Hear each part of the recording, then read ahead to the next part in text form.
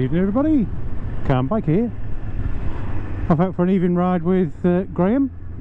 I'm meeting him at a pub, secret rendezvous point. He's meeting up with a subscriber, I think. Not for drinks, I think just because it's a handy car park.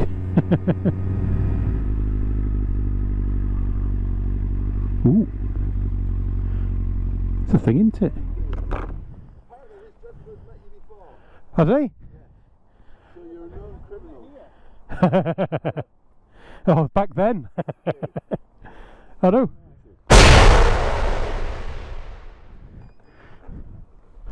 Why do I do that? I've put my key somewhere. I'll catch you up.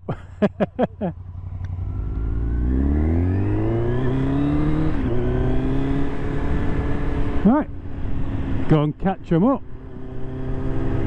While I'm out today, I'm trying something new with the GoPro.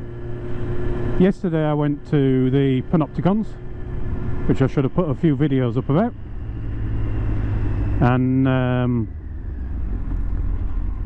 I did my usual setup, which I'm sure I mentioned in the video probably ad nauseum, which was to have my single GoPro battery in, connected to a power bank,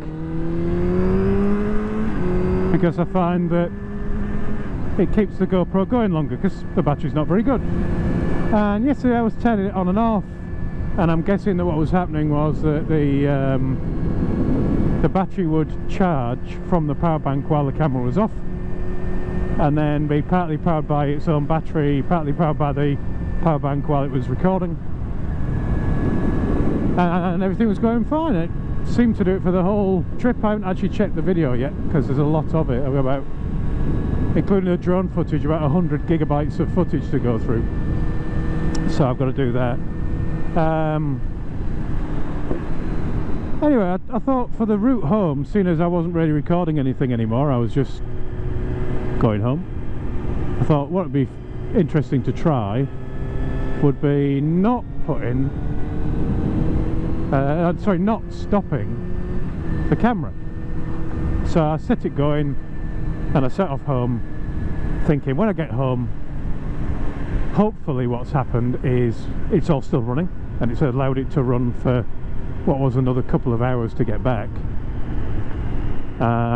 or if the power bank's gone flat, then hopefully what I see is a flat power bank and a flat camera and everything's good. But neither of those actually happened. What I got when I got home was the camera was off, it was still plugged into the power bank but not charging, and I fired the camera up, I plugged it in, well, turned the power bank on because the power bank had turned itself off. So I plugged I pressed the button to turn the power bank on, and the camera started charging. I fired up the camera and it said, yep, 1% battery left, and it came up with a message that said, you run out of battery. So the camera turned off, stored your file. So I assume that what's happened there is it's actually run the battery down as it does, much more slowly than if it didn't have a power bank attached. And then at the end of that process, it said, oh, I've only got 1% left, I'd best turn off to protect the footage. But actually it's done that whilst having half the power bank's battery power left. Now the power bank is 10,000 milliamp hours, so probably had roughly 5,000 milliamp hours left, although it only shows its power by the means of 4 lights, so it could easily be a bit less than that or a bit more than the 5,000 that was left.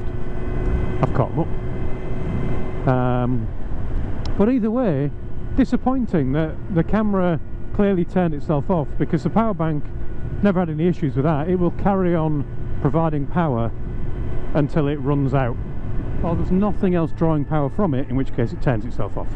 So I thought I'll have an experiment tonight. I know that the power bank provides enough power to power the GoPro by itself, at least for a short amount of time, and there's no reason to think it wouldn't be able to for a long amount of time. So what I've done is I've plugged in the camera to the power bank. Now the camera didn't draw any current at that point. I should say without a battery in, this is. So the camera didn't draw any power at that point, so it didn't switch the power bank on. So I had to switch the power bank on myself, then turn the camera on. So presumably if I were to turn the camera off now, or if I've got a loose connection or something on the power, it's not gonna, it's gonna stop recording and not come back on, because it won't start the power bank back up. But as long as my connection's good, I'm hoping that this will actually power the camera with no battery in it whatsoever. Hopefully that'll do the trick. So that could be a slightly weird scenario where I actually move away from using GoPro batteries at all. So rather than thinking about buying extra batteries, maybe I'll end up just dumping batteries completely and running off power banks, because they've got so much more juice. The one I'm running on at the minute is a Lidl special that was on offer at Lidl. Funnily enough, it'd be a bit weird if it was at Tesco, wouldn't it? That I bought for about a tenner, so it's about £1 per 1000 milliamp hours. A GoPro battery is about £25, so somewhere between maybe £7 and £10 per 1000 milliamp hours. It's a big difference, especially for a Yorkshireman. The chap we've met up with, one of Graham's subscribers, is actually somebody I've met before, quite a while ago now, when I had the Kawasaki Z1000. Not seen him since. He gave up on bikes for a little while, so he's riding the XSR Yamaha. Lovely looking thing, that. Well, we're just leaving Scarborough now. It's rained a bit while we've been having our cup of tea and a chat. There's quite a few little showers going through. You can see them out to sea. I don't know if you'll be able to see them on the camera or not. You can certainly see them with your eyes.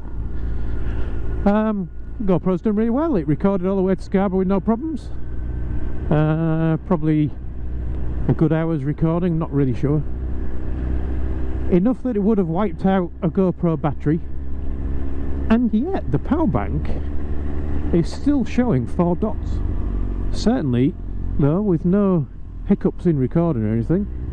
I hope. If this video's out there, then there weren't any, because I won't have the footage. But yes, no apparent hiccups in recording. Much longer than I would have got out of a GoPro battery, and still lots to spare, it seems. So, result. If there's something I'm missing on this, if there's another way that I've just not thought of yet, then please let me know. But failing that, I think I might have a solution for long trips. I like the idea of a long trip, being able to get on the bike for a full day without having to worry about battery changes every hour. Something like the Ghost S was, where I might change battery every 3 hours, would be ideal. With these power banks, maybe I'd have to change power bank every 4 hours, I don't know. But certainly seems positive so far.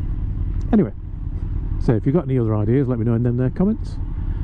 Rather than sitting talking at red lights, I'll wrap this one up. Thanks for watching, everyone. Ride safe, and I'll talk to you all again soon.